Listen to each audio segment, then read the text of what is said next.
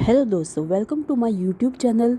और हम इसमें हिंदी टीजीटी की तैयारी करेंगे। तो चलिए आइए हम हिंदी के क्वेश्चन देखते हैं। 10 क्वेश्चन हमने कर लिए थे, अभी आगे हम देखेंगे। भारतेंदु युग और हिंदी भाषा की विकास परंपरा के लेखक हैं। भारतेंदु युग और हिंदी भाषा की विकास परंपरा, ये एक बहुत इंपॉर्टेंट क्वेश्चन है कि भारतेंदु युग और हिंदी भाषा की जो विकास परंपरा है, इसके लेखक कौन है? राम विकास शर्मा। तो जहाँ शर्मा जी आ जाए, राम विकास जी आ जाए, वो भारतेंदु हिंदू और हिंदी भाषा की जो विकास परंपरा है उसके लेखक है। आत्महत्या के विरुद्ध कविता संकलन के कवि कौन है? अब आत्महत्या के विरुद्ध कौन थे? श्री राम जी थे, यानी रघुवीर सहाय। रघुवीर सहाय आत्महत्या के विरुद्ध कौन थे? रघुवीर जी, राम जी यानी रघुवीर जी सहाय। नेक्स्ट इज पृथ्वीराज की आंखें शीर्षक नाटक के रचयिता है। पृथ्वीराज की आंखें, पृथ्वीराज की आंखें, हम कोई भी नाटक देखेंगे तो उसमें एक राजा होएगा, यानी वो राजा है वो क्या है? राम कुमार है, राम कुमार।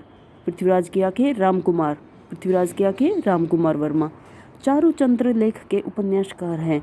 ये लाइनें हमने बचपन से सुनते आ रहे हैं कि चारुचंद्र की चंचल किरणें, चारू हैं। इसके उपन्यासकार कौन है? हजारी प्रसाद द्विवेदी जी।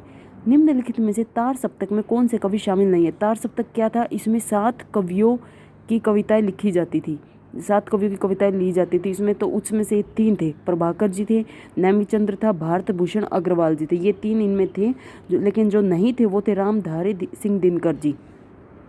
आधा गाँव के लेखक हैं। अब इसे हम कैसे याद करेंगे कि आधा गाँव, आधा गाँव कौन देखेगा? जो राहीगर है, राही है, और जो बहुत मासूम है, राही मासूम रजा, इन्होंने आधा गाँव ही रचा। इंदुमती कहानी के लेखक है किशोरी लाल गोस्वामी। इंदुमती कहानी के लेखक कौन है? किशोरी लाल जी हैं। नेक्स्ट क्वेश्चन इज निषाद बांसुरी। निषाद बांसुरी वो ललित हैं, जो उनके निबंध हैं उनमें से लिया गया है निषाद बांसुरी। निषाद बांसुरी ललित निबंध में से ली गई है। कौन आंचलिक उपन्यासकार है, यानी मनोविश्लेषण उपन्यासकार भी कहा जाता है? वो है ज्ञानेंद्र कुमार। कनुप्रिया, कनुप्रिया इसके लेखक है धर्मवीर भारती। कनुप्रिया, धर्मवीर भारती। ध्वन्यालोक किस तत्व से संबंधित है?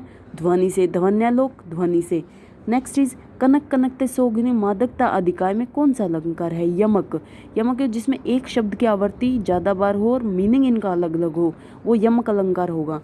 नेक्स्ट इज निम्नलिखित में से वर्तनी की दृष्टि से शुद्ध शब्द का चयन करें। पूजनीय, उज्जवल, ज्योत्सना, ये सभी गलत है। परिपार्श्विक, ये इसका सही आंसर होगा। संस्कृति के 4 अध्याय, भाई संस्कृति के 4 अध्याय तो दिनकर जी लिख सकते हैं। संस्कृति के 4 अध्याय किसने लिखा है? दिनकर जी ने। जुलूस उपन्यास के लेखक हैं कौन है? अब इसको कैसे याद करेंगे? जुलूस, फण दिखा के जुलूस निकालना, यानी फणीश्वर नाथ रेणु, ये जुलूस उपन्यास के लेखक हैं। दुलाई वाली